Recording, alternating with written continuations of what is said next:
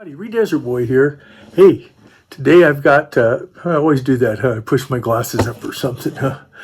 I've got something special today. I've got a full size, now it's a kind of old school, Sig Sauer P226 MK25.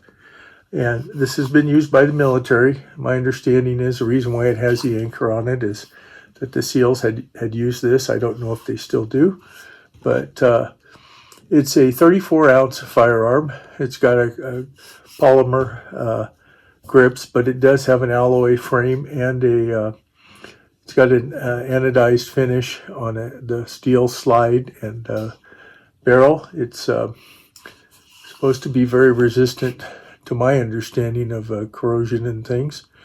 It's a double action, single action, which means when you pull the trigger the first time, you pull the trigger, it's a very much harder pull, probably more in the 8 to 12 pound range, and then after the gun reciprocates after firing the first round, it goes ahead and the hammer stays back and it's in a single action mode.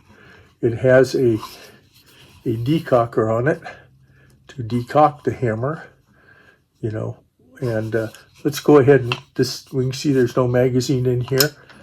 Before I get way into it, we can see there's no ammunition in here.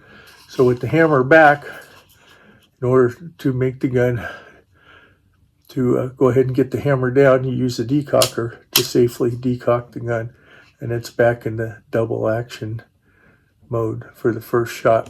It has a slide on it, basically a little Pictator 1913, I guess, type slide. It's about 5.5 inches high. It's about 4.4 inch barrel in here with a sight radius of 6.3 inches. I think it's 7.7 inches overall. It's 1.5 inches wide.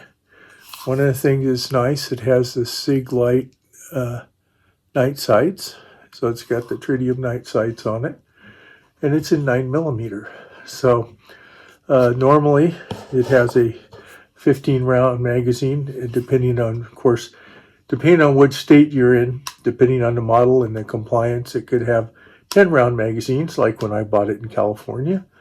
Some states, might allow more, so you could have I have a 15 round magazine for it, let me put it that way. So, but you want to be compliant with all your federal, local, state, and federal firearms laws, rules, regulations, especially when it comes to permits and training and compliance and owning and purchasing a firearm. So where I'm at, I'm allowed to have larger capacity magazines. I happen to have a 15 and a 17 for it, but I also have my 10 round ones.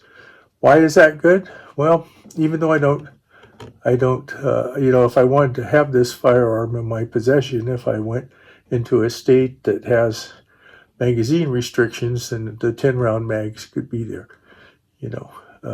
could be there in place of any of the higher capacity ones. It's one of the reasons why I keep them. But nice looking gun, huh? It's got all that. It's got some wear on it, there's no doubt about it, This one happens to have a loaded chamber indicator, not my favorite thing, and a magazine disconnect. But this is a very hardy and proven gun. A lot of people might call this, the go-to-war gun in some cases. Some people might call it that. But because it's all metal, except for the composite grips there and so forth, and the overall frame is alloy, as I said, it makes it a very strong and reliable, hardy gun. So I carry it in a Galco inside the waistband holster, which for me, if I can get it out of my belt right now, looks like this, right? And it's a double clip, which works very well for me. You can see this is kind of fits to my body. And the gun goes in.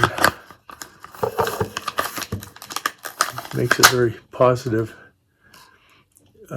connection in there, and then out you can, so it's been a very reliable holster for me. Now you have to decide what maybe works for you. But anyway, I just wanted to share that with you. That's kind of one of my full size. If you were to look at it as home defense, I do carry it at times, within what's allowed, depending on, whether you're allowed to carry or not. Wherever you live, you got to follow, like I said, all your local, state, and federal firearms laws, permits, CCWs, and all that. So I'm just sharing for you what worked for me. This was my very first 9mm I owned. I bought a 1911 first at Springfield Armory, mil spec, because I always wanted one.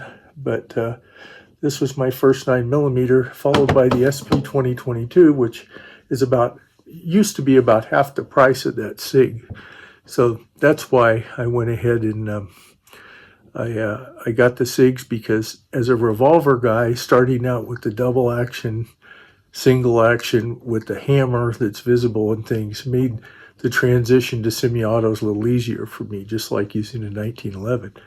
Of course, I own striker fired guns now, right? I have a P365 and I have a Smith & Wesson Shield Plus, but sometimes in the beginning you got to find what works. And for me, when I was trying to figure that all out, that seemed to work for me. It's a 9mm, and just like my SP 2022, because those they actually made, I think, in 40 for a while.